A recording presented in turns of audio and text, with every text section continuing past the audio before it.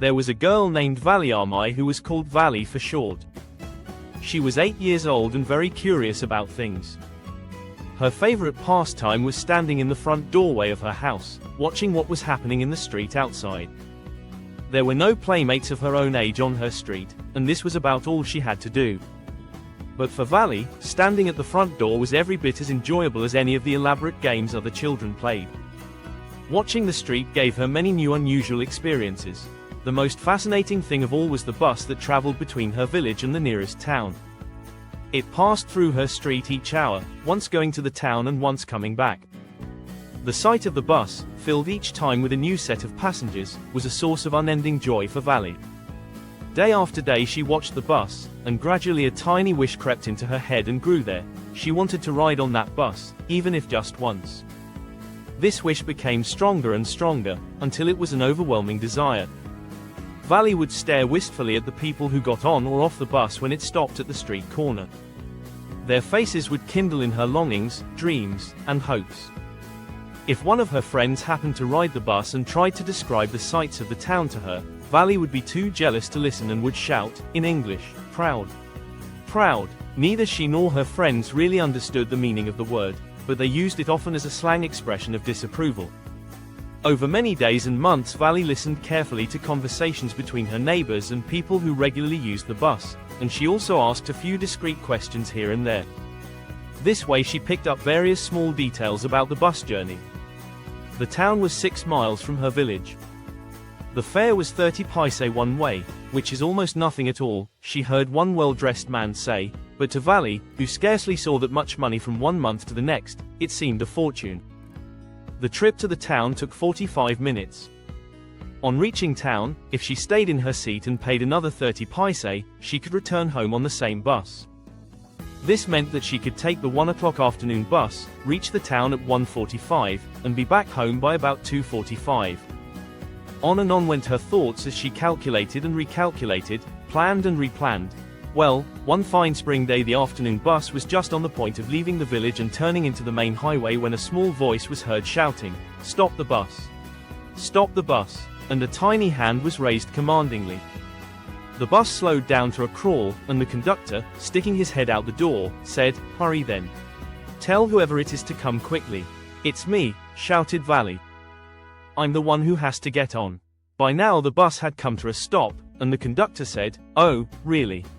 You don't say so." "Yes, I simply have to go to town," said Valli, still standing outside the bus, "and here's my money." She showed him some coins. Okay, but first you must get on the bus," said the conductor, and he stretched out a hand to help her up. "Never mind," she said, "I can get on by myself. You don't have to help me." The conductor was a jolly sort, fond of joking. "Oh, please don't be angry with me, my fine madam," he said. "Here, have a seat right up there in front. Everybody move aside please. Make way for madam." It was the slack time of day, and there were only 6 or 7 passengers on the bus. They were all looking at Valli and laughing with the conductor. Valli was overcome with shyness. Avoiding everyone's eyes, she walked quickly to an empty seat and sat down. "May we start now, madam?" the conductor asked, smiling. Then he blew his whistle twice, and the bus moved forward with a roar. It was a new bus, its outside painted a gleaming white with some green stripes along the sides. Inside, the overhead bars shone like silver. Directly in front of Valli, above the windshield, there was a beautiful clock. The seats were soft and luxurious. Valli devoured everything with her eyes. But when she started to look outside, she found her view cut off by a canvas blind that covered the lower part of her window. So she stood up on the seat and peered over the blind. The bus was now going along the bank of a canal. The road was very narrow. On one side there was the canal and, beyond it, palm trees, grassland, distant mountains, and the blue, blue sky. On the other side was a deep ditch and then acres and acres of green fields, green, green, green, as far as the eye could see. Oh, it was all so wonderful. Suddenly she was startled by a voice. "Listen, child," said the voice, "you shouldn't stand like that. Sit down." Sitting down, she looked to see who had spoken. It was an elderly man who had honestly been concerned for her, but she was annoyed by his attention. "There's nobody here who's a child," she said haughtily. "I've paid my 30 paise like everyone else." The conductor chimed in. "Oh, sir, but this is a very grown-up madam. Do you think a mere girl could pay her own fare and travel to the city all alone?" Valli shot an angry glance at the conductor and said, "I am not a madam. Please remember that. And you've not yet given me my ticket." "I'll remember," the conductor said, mimicking her tone. Everyone laughed, and gradually Valli too joined in the laughter. The conductor punched a ticket and handed it to her. "Just sit back and make yourself comfortable. Why should you stand when you've paid for a seat?" "Because I want to," she answered, standing up again. "But if you stand on the seat, you may fall and hurt yourself when the bus makes a sharp turn or hits a bump. That's why we want you to sit down, child." "I'm not a child, I tell you," she said irritably. "I'm 8 years old." Of course. How stupid of me. 8 years. My." The bus stopped, some new passengers got on, and the conductor got busy for a time. Afraid of losing her seat, Valli finally sat down. An elderly woman came and sat beside her.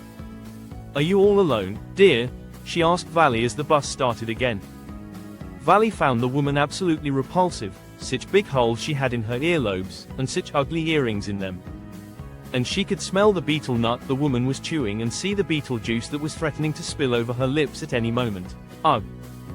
Who could be sociable with such a person? "Yes, I'm traveling alone," she answered curtly.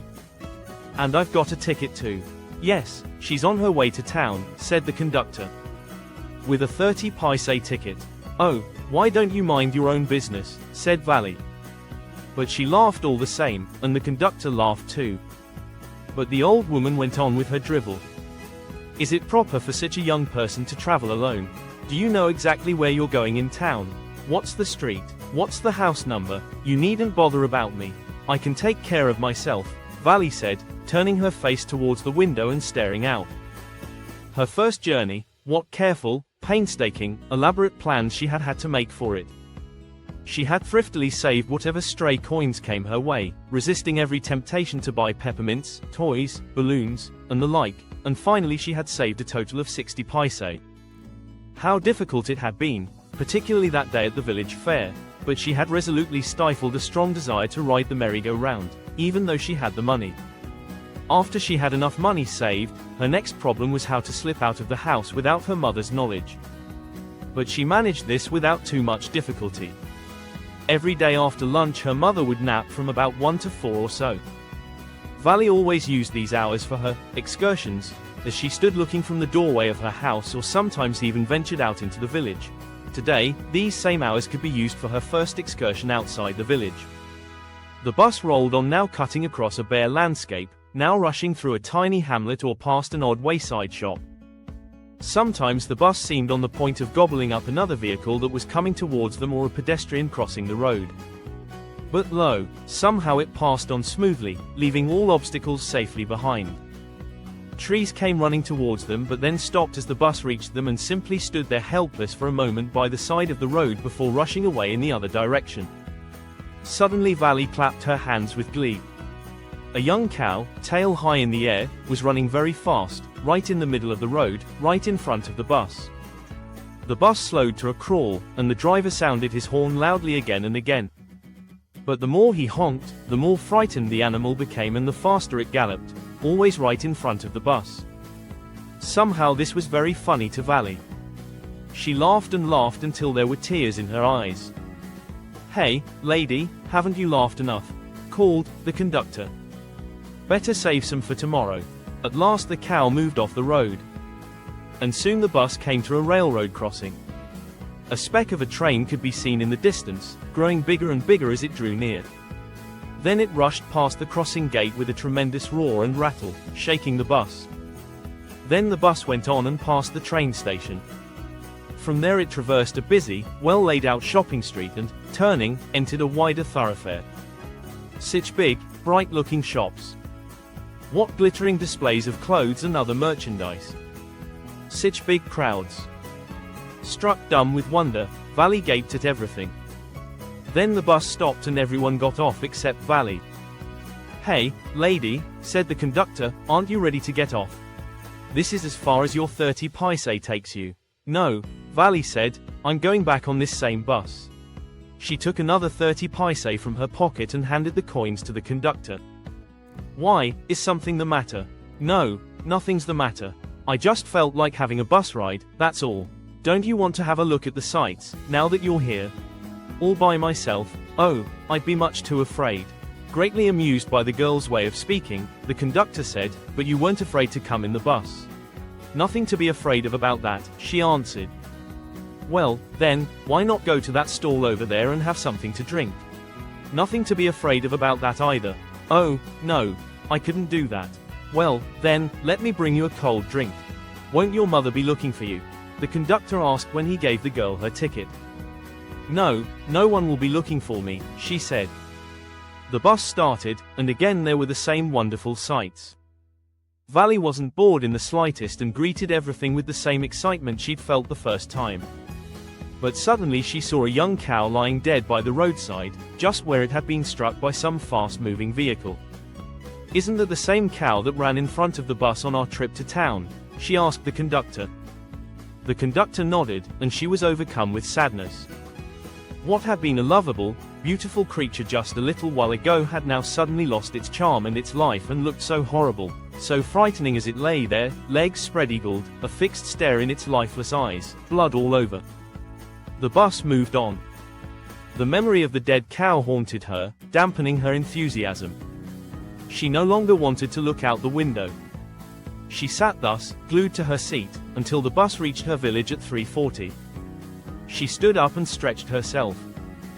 Then she turned to the conductor and said, "Well, sir, one hope to see you again."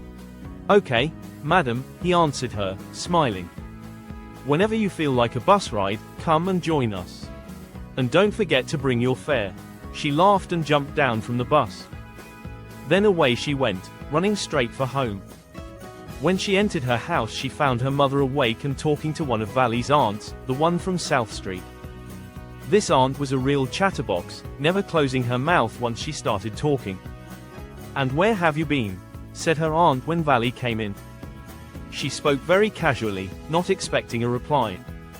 So Valli just smiled, and her mother and aunt went on with their conversation.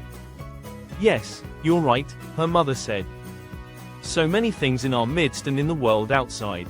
How can we possibly know about everything?